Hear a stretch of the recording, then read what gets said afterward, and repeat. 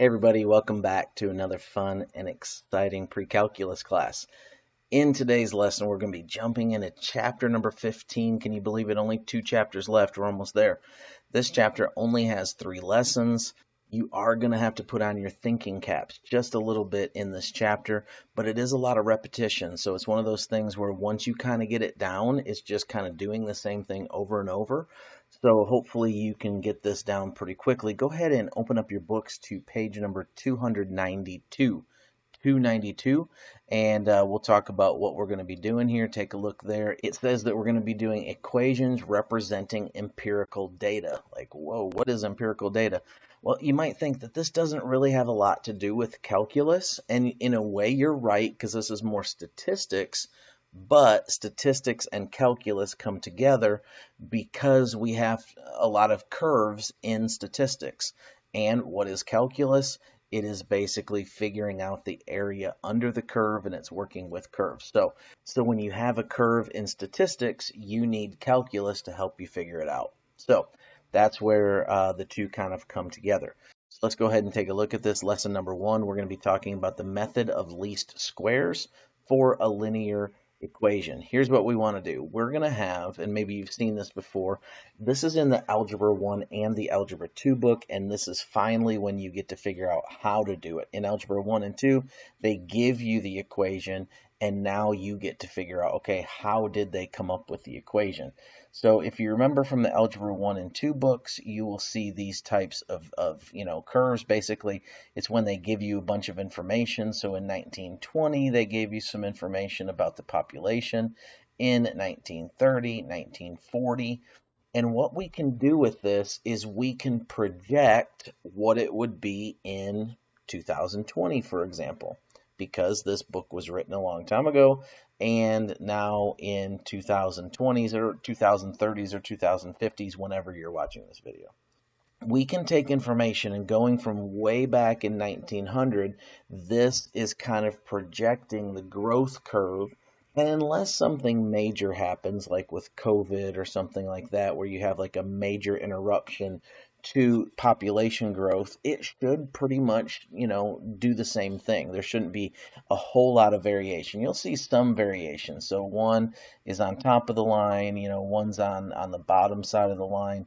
So you'll see just a little bit of variation, but they stay pretty close to the line. This is called a line of fit, or a fit line.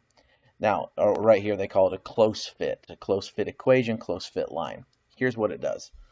It tells you with just a little bit of variance what is going to happen in the future, or what happened in the past, or also what's happening in between these. We don't know what happened in, for instance, 1915. So here's 1915. But we don't have a dot there, so we don't know exactly what happened. We don't know if it was up here, we don't know if it was down here, we don't know if it was right on the line.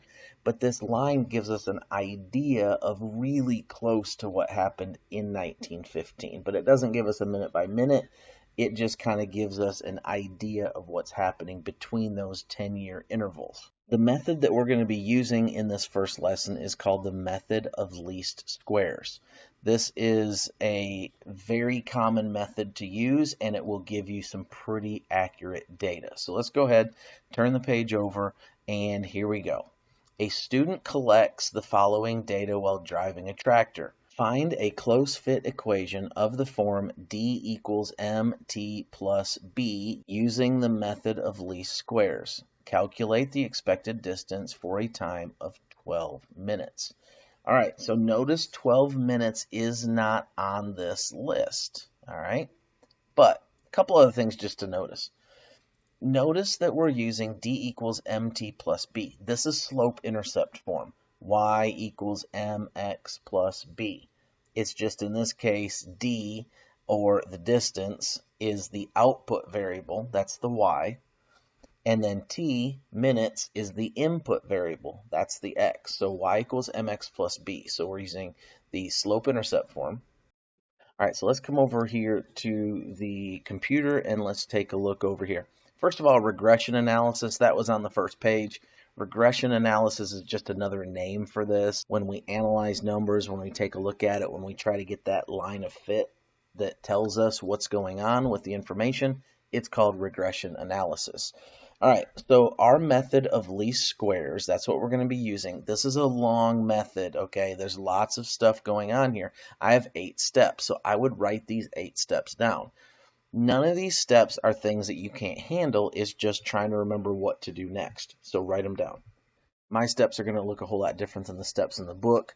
I've tried to write them down specifically so that you can follow them. Hopefully they make sense to you. If they don't, you can adjust them by looking in the book or by trying to figure out things as I'm going through this. All right, so number 1, make a list by substituting in the data to the slope-intercept form y equals mx plus b. So let's go down here, and here is our information. This is our chart. So we're going to work off of our chart. So we're going to use y equals mx plus b. Okay? We want to sub into that. Now, in this case, we're not going to be using y equals mx plus b because we don't have a y and an x. We have a d and a t. So our d is going to be our y. That's our output variable. So it's going to be d equals mt plus b. So we're going to sub into that. So we're going to literally take all of this information right here and put it into a list form. All right, so I want to sub in for d. In this case, d is 6. So I'm going to say 6.00 equals m times t, which is 0, plus b. Now, if you look over here in your book, you're going to see they did this whole thing and they listed it all out right here. Okay, so I'm going to go ahead and do that. All right, so here we go. We have the whole thing kind of listed out now. I went through the whole chart and listed everything out. Now, going back up to my steps, once I've done that, make a list substituting in the data to the slope-intercept form y equals mx plus b. Step number 2, add up the columns. All right, so let's go back down here and let's add up the columns. I'm literally just going to add up all these numbers, add up all of these, and then add up all of these. And that comes out to, and you'll see it in your book, it's 52.62 equals 105m plus 7b. Okay, so that's all of that stuff added up. Now what? Well, I go back up here and I do the second list, but this time I'm going to multiply everything by the independent variable. The independent variable in our case is t. In this case, y equals mx plus b. The independent is x. So it should look like x times y equals x. That should have a squared there, sorry. X squared plus bx. And there we go. That's what we want to do. So we're going to make a whole separate column. So there's our first column, and then we're going to make a separate column. So let me go ahead and I'll just kind of do the first one, and then I'll fill all the rest of them in again like I did. So that's going to look like d times t. That's equal to mt squared plus b times t. Okay, so here's what that's going to look like as we go down there. So what is, basically we're just going to, fill in what we have here. So d is 6.00 times t, which is 0, equals m, we don't know what m is yet, times t squared. What's t in this one? It's 0 squared plus b, we don't know what b is, times t, 0. And we're going to do that for every single one. So this is the key thing that you have to know right here and right here. You have to know the slope-intercept form, and then you basically have to multiply x through everything, or in this case, t through everything, and then you fill into that form. Okay, once you add everything up, you come out with 860.4 equals 2,275m plus 105b. Those are your two equations that are important here. And now what I would do is I would take this one right here. Let's go back. Well, let's go back to our steps. So what's step number 5 say? Solve for b in the equation from step 2. What's step 2? Add the columns. That's this one right here. So we want to solve for b. We want to get b by itself. So that's what we're going to do. So I guess the best way to do that is by subtracting 105m from both sides. That's going to cancel that. And we're going to end up with 2.62 minus 105m equals 7b. We're going to divide both sides by 7, and we're going to get that this over here equals b. Okay, we solved for b. Now what? Well, let's go look at the next step. You should be writing these steps down so you can do them. Number 6, using your newly found b, that's what we just found, sub into the second equation from step 4 and find m. So now we're going to sub this b right here in 4b. And then we're going to use that to solve for m. So we're just going to write this equation out and we're going to sub in. So 860.4 equals 2,275m plus 105 times, and then I'm just going to take this. You're going to see this is like magic right here. Check this out. So I'm just going to select this, and I'm just going to move this right up into that little place right there. Okay? So let me erase some of this so you can kind of actually pretend like you can see it. All right, there we go. You can see that more or less. Now, that's a big equation, but you are going to solve for m. You're going to get m by itself. Probably the first thing that I would do, some of you are like, I'm going to need my calculator for this. Yes, I know. I think what I would probably do first is I would, go ahead and distribute this in. We'll go ahead and go through this so that you can actually see it on the calculator. So 105 times 52.62, and that's going to give you, we'll get the decimal. So again, I keep all of this stuff right here, but now I'm distributing in.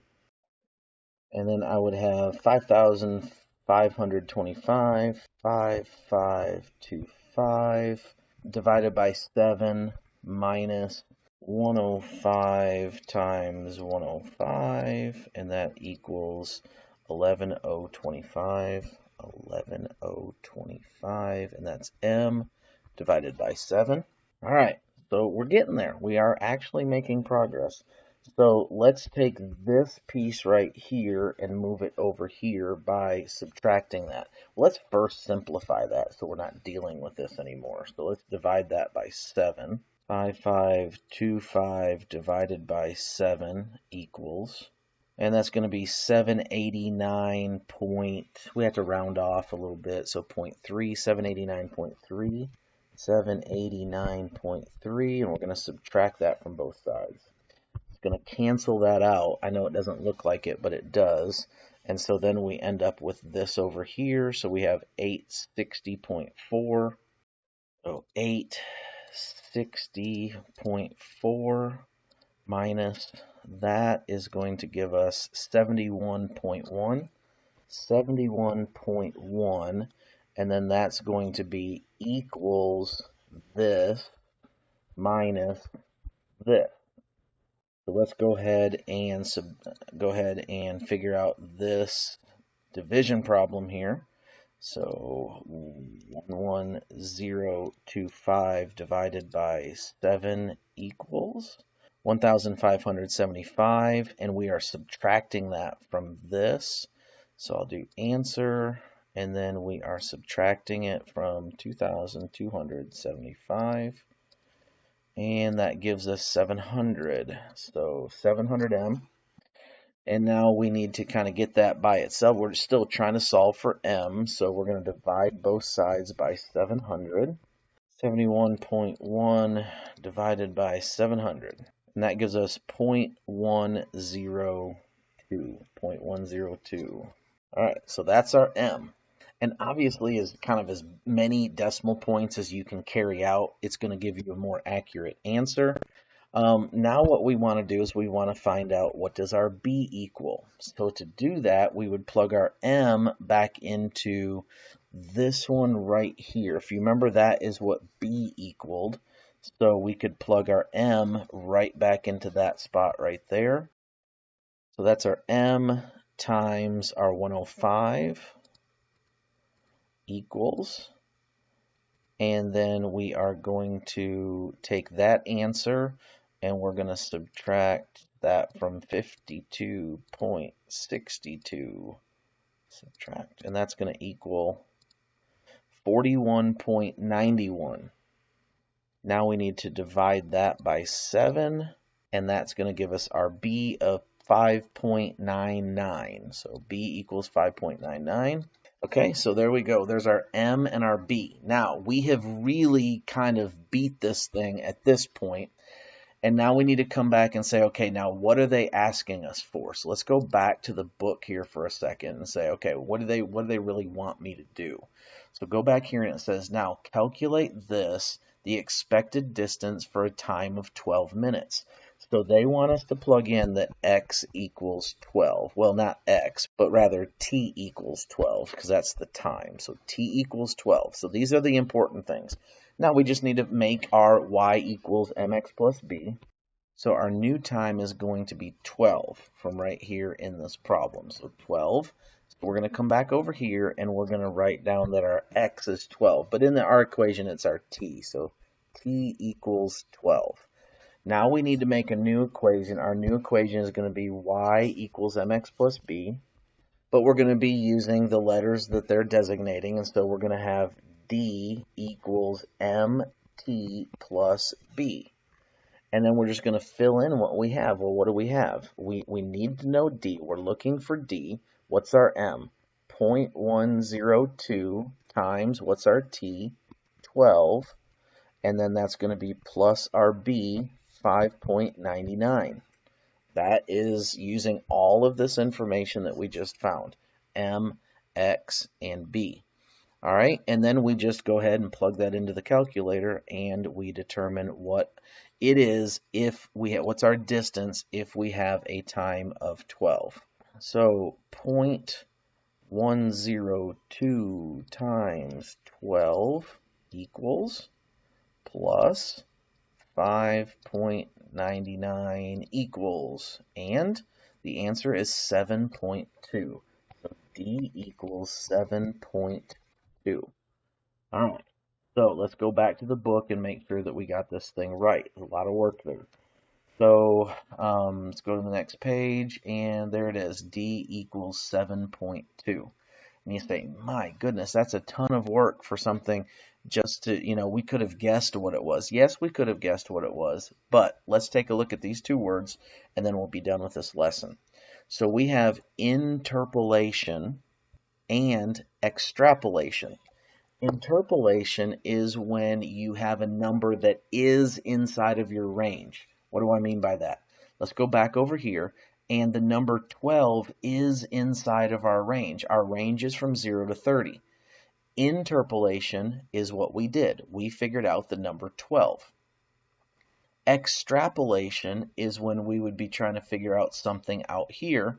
Obviously, we can't find, because it's minutes, we can't say negative minutes. We can't travel negative minutes. So we would have to be finding something up here. Potentially, like if it was temperature or something like that, we could be working in the negatives. But up here, we're going to be at, 35 or 60 or whatever. We can extrapolate, or we can guess what might happen if we use bigger numbers or spend more time. So lots of information there, but when it comes right down to it, the math is just, a bunch of algebra. So we're plugging in a bunch of stuff, following a bunch of steps, and doing a bunch of algebra. That's what this lesson is all about. Make sure that you wrote those steps down. If you didn't, slide it back, write them down. It's going to be important when you're doing your work. That's all I've got for you. Hope you have a good one. We'll see you later. Bye-bye.